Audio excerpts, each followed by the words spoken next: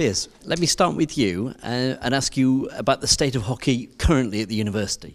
Well, I obviously can't talk for the state when these guys were playing, but I can't say it's ever been higher. The standard that we're currently playing at, sporting over 5, pushing 6 teams, and the standard that our first team are playing, where we're pushing for National League status, really does show the calibre of players we've got, especially as we've got multiple international players playing currently. To think that Nottingham has always had such a calibre of hockey similar to what I think of as that we play of now, it really is. It's quite humbling, and it's very surreal. If you had to compare, Piers, would you say that today's teams are comparable with these teams, better than? My son is playing in the Nottingham first team at the moment, so I've been to see them a little bit, okay.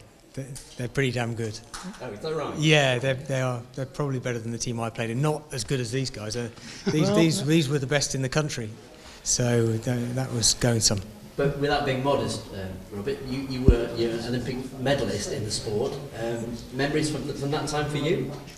Yeah, probably the most vivid memory was I was in the library studying for my finals, and my now wife came up to me and said, the Russians have pulled out the Olympics, and that meant that Great Britain would be invited to the hockey. Previously we hadn't qualified, but with the Russians pulling out we qualified. So 10 weeks to my finals, about 16 weeks to the Olympic Games. Right. And so I had to start training and I had to start trying to do some exams as well. Unfortunately I didn't get selected for that Olympics, but I did go on to the next 2 and was in the team that won the gold medal in Seoul in '88. Did you receive a sports bursary while you were at the university? I don't think they were around at that stage. I'm not sure where I would have got one. I went to Nottingham because it was a great university and great for the subject I wanted to study. Hockey was something that was I was good at and I wanted to do well at, but was at the side of things until probably my 2nd or 3rd year, where it started to really take off. Tonight, do you think that is a tremendous help to our students? Wow, I remember running. They had a cinder track. Do you know the cinder track when you were there down at Highfields? Yeah, exactly. Yeah. And running around. It was still 440 yards. It wasn't even a proper distance in metres, and that was about it. A grass pitch, not a lot else. So there's some lucky people, and I wish them well. And it'd be good to see how they can progress from. I've had the pleasure of watching these boys play this year. I watched their first game of the season against Durham University. 2 mines. Durham's my local county, Nottingham's my university. I was trying to be neutral.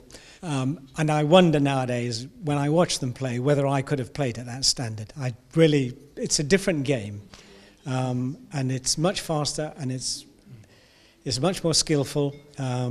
And I just wonder, if I was today, whether I could play the well as these guys do. There's also further plans after the sports complex to build a 3rd water base at Highfields, which will put us, if not one of the top 3 hockey centres in the country. With that comes a whole new range of opportunities, and it becomes a very, very wanted university for future applicants. So when that materialises, the standard of hockey and the levels we can reach really are open-ended.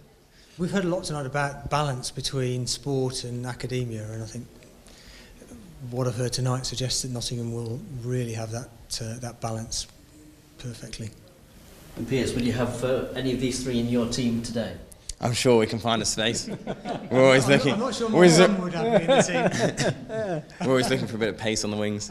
Hockey is our university life, and everything else falls around it, and that goes with all sports. So the amount of investment that's been put into this university really does show that they do take sport seriously, and that has made my university, that's made my life, that's made my degree, and I think most people in the club would agree with that. So the more money that's put into it and the better standard we can achieve, it's just going to make everyone's experience in general of university a lot better. They're much more eloquent these days, aren't they? Better than the old boys. That was fantastic. Well said. I don't know what you mean by that. I think you've got to be very disciplined. You are there to get a degree, and that's going to be perhaps more necessary through the length of your life than being an Olympic hockey player. I think you've got to be disciplined. If you want to play sport, work, and cut out all the wasted time. I think the university's got a lot more higher understanding of sport, people's sport commitments, but one thing that sport does do is it does give you a lot of discipline. Like being a high-level sportsman, you do need to be organised, you need to be very strict with yourself, and that alone gives you good life skills into just managing your life in general. So it helps in general just getting you into the right mindset of when you need to do things and when you don't. So yeah, I think sport, if anything, can help your degree and help your studies. It's definitely not a hindrance. But with the sporting facilities at the universities, they'll attract the academics as well. People who want to go to university say, oh good, that's where I want to go, and by the way, they have got all these wonderful facilities as well. That becomes the additive for them.